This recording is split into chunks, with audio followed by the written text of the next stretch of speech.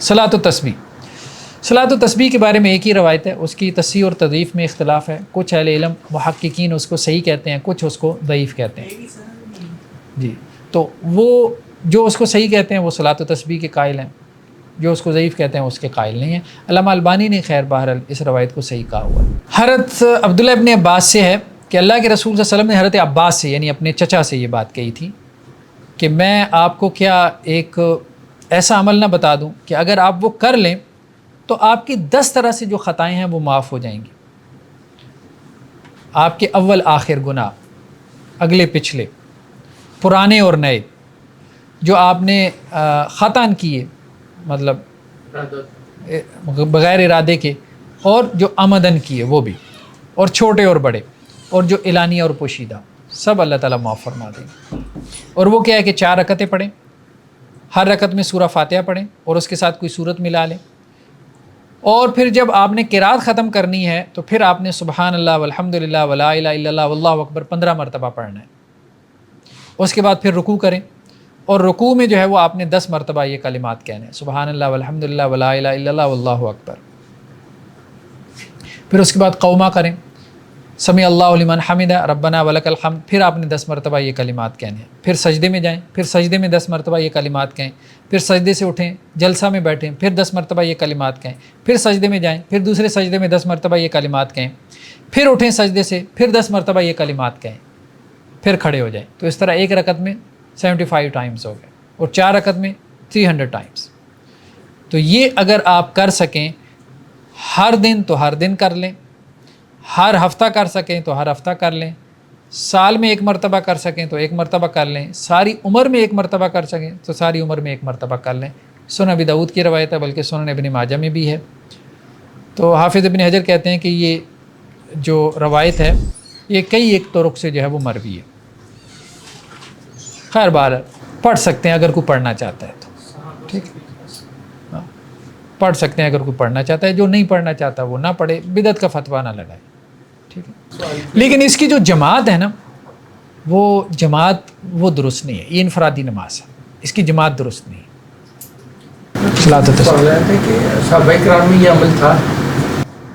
ہاں وہ حافظ ابن حجر نے کہا ہے نا کہ صحابہ سے یہ مروی ہے، کئی ایک صحابہ سے اوپر بات آئی ہے. نماز حاجت، صلاۃ و تسبیح کے بعد صلاۃ حاجت. صلاۃ حاجت کے بارے میں بھی جو روایتیں ہیں وہ ضعیف ہیں. لیکن دیکھیں پہلے جو استخاری کی روایت گزری ہے وہ تو ٹھیک ہے نا، اس میں بھی 2 رکعت کا تذکرہ ہے، تو آپ اسی کو صلاۃ حاجت کے طور پہ لے سکتے ہیں. مطلب بات ثابت ہے، آپ حاجت کے لیے 2 رکعتیں پڑھ سکتے ہیں. عمومی روایتوں میں یہ بھی ملتا ہے کہ آپ وسلم کو اگر کوئی کام پیش آتا تھا تو آپ 2 رکعت نفل نماز کی طرف جاتے تھے. ہاں باقاعدہ صلاۃ الحاجہ کے نام سے کوئی نماز آپ کو اس طرح سے نہیں ملے گی، وہ بات ٹھیک ہے.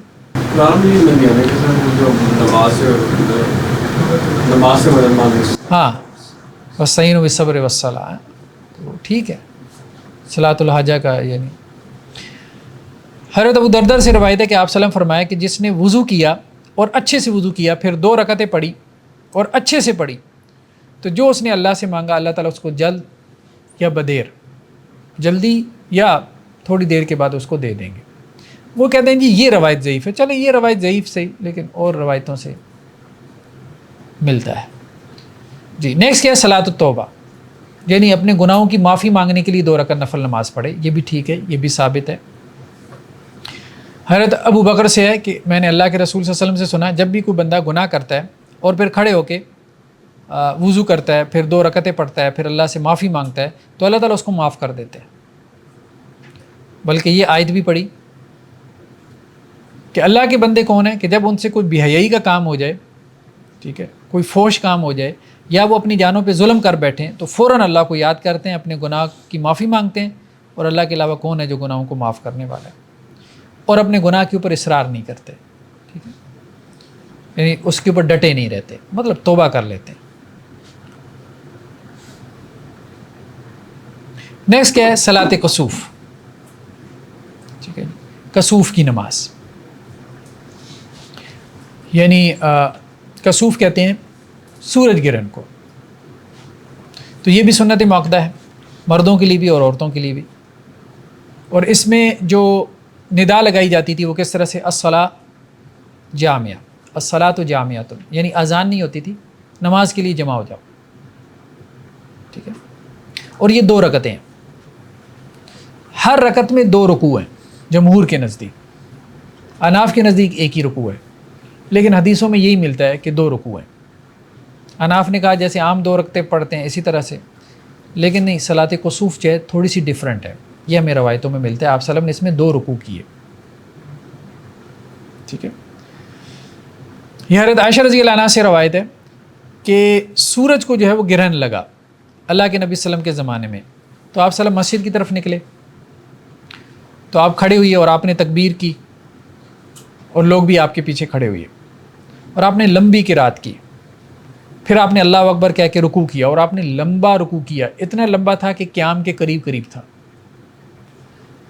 پھر آپ کھڑے ہو گئے, ٹھیک ہے, اور آپ نے سمع اللہ لمن حمدہ ربنا ولک الحمد کہا.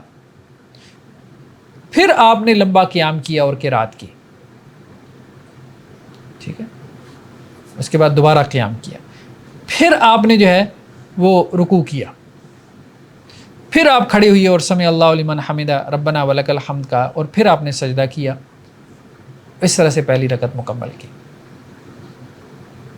ٹھیک ہے, سجدے 2 ہی ہیں, 2 رکوع 2 سجدے, اور 2 ہی قیام 2 قیام ہوں گے. ایک رکعت میں 2 قیام, 2 قیام ہوں. پھر آپ صلی اللہ علیہ وسلم نے جب سلام پھیرا 2 رکعتیں اس طرح سے پڑھا کے, تو آپ نے لوگوں کو خطبہ دیا اور کہا کہ دیکھو سورج اور چاند اللہ کی نشانیوں میں سے 2 نشانیاں ہیں. کسی کے مرنے کی وجہ سے ان کو گرہن نہیں لگتا, جیسا لوگوں میں عام ایک وہم تھا کہ کوئی بڑی شخصیت مر جاتی ہے تو گرہن لگ جاتا ہے, اور نہ ہی کسی کے پیدا ہونے پہ ان کو گرہن لگتا ہے. ہاں, جب تم دیکھو کہ ان کو گرہن لگا ہے تو نماز کی طرف متوجہ ہو جاؤ. کیوں کہا؟ کیونکہ قیامت کی نشانیوں میں سے یہ ہے. جب اللہ تعالیٰ قیامت کو قائم کریں گے تو پہلے سورج کو گرہن لگائیں گے اور چاند کو گرہن لگائیں گے, پھر اللہ تعالیٰ قیامت کو قائم کریں گے. تو گویا کہ جب سورج کو چاند کو گرہن لگے تو تمہیں اس سے ڈرنا چاہیے کہ کہیں ابھی قیامت کے لمحات تو نہیں آنے والے, یعنی اللہ نے قیامت لانے کا فیصلہ تو نہیں کر لیا. تو اس لیے نماز کی طرف متوجہ ہو اور اللہ سے معافی مانگو. ٹھیک ہے.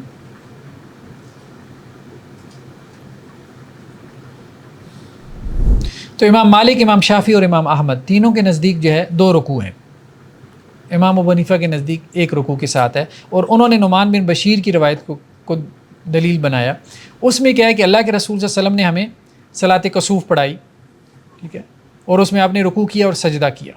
بس انہوں نے 1 رکوع اور 1 سجدے کا تذکرہ کیا. یہ ایک عمومی سی روایت تھی کہ انہوں نے رکوع کیا اور سجدہ کیا نہیں آپ صلی اللہ علیہ وسلم نے, تو امام ابو حنیفہ نے اس سے استدلال کر لی. وقت کیا ہے اس کا؟ جب گرہن لگے اس وقت سے لے کے جب تک گرہن ختم نہ ہو جائے اس وقت تک آپ پڑھ سکتے ہیں. اور صلاۃ خسوف بھی اسی طرح سے ہے, یعنی چاند گرہن کی نماز بھی اسی طرح سے ہے. حضرت حسن بصری سے ہے کہ چاند گرہن لگا, اور حضرت عبداللہ بن عباس بصرہ کے گورنر تھے.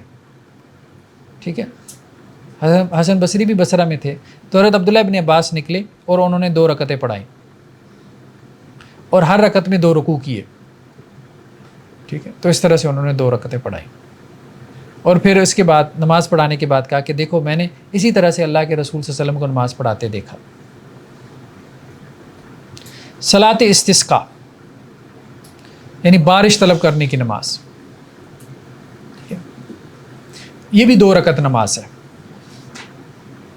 مکروہ اوقات کے علاوہ پڑھی جا سکتی ہے. نماز کسوف کی سیکنڈ اور تھرڈ حدیث جو ہے یہ تو میں نے خود بھی نیچے مینشن کیا ہے کہ ضعیف ہیں یہ, جو ایک امام حنفی جو فقہ کے حساب سے 2 رکعت والی, وہ 1 رکوع والی, تو پھر اس کو یہ کنسیڈر کریں. اصل میں ظاہری بات ہے کہ وہ ذوف میں بھی تو اختلاف ہو جاتا ہے نا. وہ کہتے ہیں کہ آپ ضعیف کہہ رہے ہیں, ہمارے نزدیک تو ضعیف نہیں ہے. یہ ہم اصول فقہ میں پڑھیں گے, اناف کا کرائیٹیریا بھی تھوڑا سا ڈیفرنٹ ہے. استسقاء باب استفعال سے بارش طلب کرنا, پانی طلب کرنا اللہ سے. ٹھیک ہے, طلب و سقی الماء. ٹھیک ہے, تو 2 رکعت ہیں, ممنوع اوقات کے علاوہ آپ پڑھ سکتے ہیں. پہلی رکعت میں سورہ فاتحہ ہے, پھر اس کے بعد سبح اسم ربک الاعلیٰ, اور دوسری رکعت میں سورہ فاتحہ اور اس کے ساتھ هل اتاک حدیث الغاشیہ. اس کے بعد ایک خطبہ بھی ہے. ٹھیک ہے, اور خطبہ دینے کے بعد نمازی کیا کریں، اپنی چادریں الٹ لیں، کیونکہ آپ سلم سے ملتا ہے کہ آپ نے چادر اوڑھی ہوئی تھی تو آپ نے اس کو الٹ لیا، یعنی دائیں والا بائیں طرف کر دیا اور بائیں طرف والی جو سائڈ تھی اس کو دائیں طرف کر لیا. یہ عاجزی کا ایک اظہار ہے، عاجزی کا ایک اظہار ہے. ٹھیک ہے. اور بعض روایتوں میں یہ بھی آتا ہے کہ آپ نے ہاتھ الٹے کر کے دعا مانگی، یہ بھی آتا ہے. ٹھیک ہے. تو حضرت عبداللہ ابن عباس ہے کہ اللہ کے رسول صلی اللہ علیہ وسلم استسقاء کے لیے جو ہے وہ بہت ہی زیادہ تضرع کے ساتھ، عاجزی کے ساتھ، انکساری کے ساتھ اللہ سے ڈرتے ہوئے آپ نکلے اور آپ نے 2 رکعتیں پڑھائی، جیسا کہ عید کی نماز کے لیے آپ باہر نکلتے تھے. اور آپ نے خطبہ نہیں دیا، کبھی آپ نے خطبہ دیا کبھی نہیں بھی دیا. ٹھیک ہے. دونوں طرح سے ٹھیک ہے. یعنی خطبے میں بھی متوجہ کرنا ہوتا ہے نا امام نے کہ اللہ سے گڑ گڑا کے معافی مانگو. اور یہ جماعت نہیں ہو سکتی جی جماعت کی میں ہی ہو سکتی جماعت کے ساتھ ہی ہے. مسنون تو یہی ہے، اگر کوئی اکیلے بھی پڑھ لے تو کوئی حرج نہیں. سر اس میں یہ خطبہ دے گا جی جماعت سے پڑھے گا خطبہ دے گا. ہاں جماعت کے نہیں، خطبہ لازم نہیں ہے. ہم نے کہا بعض روایتوں میں خطبے کا ذکر ہے، بعد میں نہیں. یہاں ہے کہ بعض دفعہ نبی کریم صلی اللہ علیہ وسلم نے جماعت سے پہلے خطبہ دیا ہے، بعض اوقات جماعت کے بعد دیا اور بعض اوقات دیا ہی نہیں ہے. تینوں ہیں، بعض اوقات دیا ہی نہیں. تو اس کا مطلب یہ تینوں صورتوں کا جواز ہے. حضرت ابو ہریرہ سے ہے کہ اللہ کے نبی صلی اللہ علیہ وسلم ایک دن نکلے استسقاء کی نماز کے لیے اور آپ صلی اللہ علیہ وسلم نے ہمیں 2 رکعتیں پڑھائیں، کوئی اذان نہیں تھی، کوئی اقامت نہیں تھی. پھر آپ نے ہمیں خطبہ دیا اور اللہ سے دعا کی. ٹھیک ہے. پیچھے عبداللہ ابن عباس کی روایت میں کیا تھا کہ آپ نے خطبہ نہیں دیا. حضرت ابو ہریرہ کی روایت میں کہ آپ نے خطبہ دیا. اور اللہ کے رسول صلی اللہ علیہ وسلم نے اپنا رخ قبلہ رخ کیا اور اپنے ہاتھ بلند کیے اور آپ نے اپنی چادر پلٹ دی، دائیں طرف والا حصہ بائیں اور بائیں والا دائیں طرف کر دیا. دوسری صورت یہ، ایک تو یہ ہے کہ 2 رکعت نماز پڑھیں باہر نکل کے ویرانے میں، ٹھیک ہے، جماعت کے ساتھ، اور اس کے بعد جو ہے وہ دعا کریں. اور ایک صورت یہ ہے کہ خطبہ جمعہ میں بھی دعا کی جا سکتی ہے نماز استسقاء کے لیے، جیسا کہ بخاری مسلم کی روایت میں ہے کہ ایک آدمی مسجد میں آیا اور آپ صلی اللہ علیہ وسلم جو ہے وہ جمعے کا دن تھا، آپ خطبہ دے رہے تھے. اس نے کہا اللہ کے رسول صلی اللہ علیہ وسلم ہمارے جو مال ہیں وہ ہلاک ہو گئے، تباہ ہو گئے. ٹھیک ہے. آپ اللہ سے یعنی مال مویشی، مال سے مراد مال مویشی ہے، جانور. اللہ سے دعا کریں کہ اللہ تعالیٰ ہمیں جو ہے وہ بارش نازل کرے. تو آپ صلی اللہ علیہ وسلم نے اپنے ہاتھ اٹھائے، اللہم اغثنا اللہم اغثنا اللہم اغثنا، یہ دعا کی، یا اللہ ہمیں سیراب کر دے، یا اللہ ہمیں سیراب کر دے، یا اللہ ہمیں سیراب کر دے. تو حضرت انس کہتے ہیں کہ اس وقت آسمان کے اوپر کوئی بدلی نہیں تھی، بالکل آسمان صاف ستھرا تھا. تو اچانک ایک بادل جو ہے وہ طلوع ہوا اور بارش شروع ہو گئی اسی وقت جب آپ صلی اللہ علیہ وسلم نے یہ الفاظ کہے. اور وہ بارش ایسے شروع ہوئی کہ 1 ہفتہ تک بارش ہی ہوتی رہی، اگلے جمعے تک. اور اگلے جمعے وہی آدمی آیا اور آپ صلی اللہ علیہ وسلم خطبہ دے رہے تھے اور کہنے لگا اللہ کے رسول اب تو بارش کی وجہ سے ہلاک ہو گئے. تو پھر آپ صلی اللہ علیہ وسلم نے یہ دعا کی، اللہم حوالینا ولا علینا، یا اللہ ان بادلوں کو دور لے جا، ہمارے اوپر ان کو نہ برسا. حوالینا یعنی ہمارے ارد گرد. ٹھیک ہے. اللہم علی الاکام والذراب وبطون الاودیہ ومنابت الشجر، یا اللہ جنگلوں میں جا کے برسیں، پہاڑوں کی چوٹیوں پہ، ٹھیک ہے، صحرا کے ٹیلوں پہ جا کے برسیں. سر یہ یہی سے نکلا ہے جو میرا ہاتھی چڑھی جو میرا ہاتھی کیا ہے جو میرا ہاتھی چڑھی جو میرا ہاتھی. اچھا. حضرت کعب بن مرہ سے ہے کہ ایک آدمی اللہ کے رسول صلی اللہ علیہ وسلم کے پاس آیا اور کہنے لگا کہ جی آپ مضر قبیلے کے لیے دعا کریں کہ اللہ تعالیٰ ان کو سیراب کرے. اب مضر قبیلہ جو تھا وہ تو مسلمانوں کا دشمن تھا، ٹھیک ہے، بلکہ حالت جنگ میں بھی تھا. تو اللہ کے رسول صلی اللہ علیہ وسلم نے کہا کہ آپ بڑے جری ہو، مطلب ہمارے دشمنوں کے لیے ہمیں کہہ رہے ہو کہ ہم ان کے لیے دعا کریں کہ اللہ تعالیٰ ان کو سیراب کرے. ٹھیک ہے، ہمارے ساتھ انہوں نے جنگ چھیڑی ہوئی ہے. تو انہوں نے کہا کہ جی اللہ کے رسول آپ نے اللہ سے مدد طلب کی، اللہ نے آپ کی مدد کر دی، یعنی فاتح آپ نہیں ہونا ہے. ٹھیک ہے، آپ نے جب اللہ سے دعا کی اللہ نے آپ کی دعا پوری کی، تو پھر اللہ کے رسول نے دعا کر دی. تو خیر بہرحال یہ مختلف مواقع ملتے ہیں. امام شابی سے روایت ہے کہ حضرت عمر جو ہے وہ استسقاء کی نماز کے لیے نکلے. مطلب آپ جری مطلب وہی جرت کر رہے ہو نا, جرت سے. ایک دوسرا لفظ اس ساتھ میں ایک جلی اور دوسرا کیا ہے لمزر, وہ مزر قبیلے کے لیے نا, مزر قبیلے کے. امام شابی سے ہے کہ حضرت عمر جو ہے وہ نکلے استسقاء کی نماز کے لیے اور بارش کی دعائی نہیں کی, واپس آ گئے. ٹھیک ہے, نماز پڑھائی, دعا میں بارش مانگی نہیں, واپس آ گئے, استغفار مانگتے رہے. تو لوگوں نے پوچھا کہ جی بارش کی دعا کے لیے نکلے تھے, بارش تو مانگی نہیں. تو انہوں نے کہا بس میں نے بارش مانگ لی ہے, تمہیں سمجھ نہیں آئی. کیونکہ اللہ تعالیٰ نے یہ بات قرآن میں کہی ہے, استغفروا ربکم انہ کان غفارا یرسل السماء علیکم مدرارا. اللہ سے استغفار کرو, اللہ تعالیٰ آسمان سے موسلادھار بارش برسائے گا. استغفار کر لیا بس. تو میں نے بارش کے اسباب جو ہے وہ پیدا کر لیے.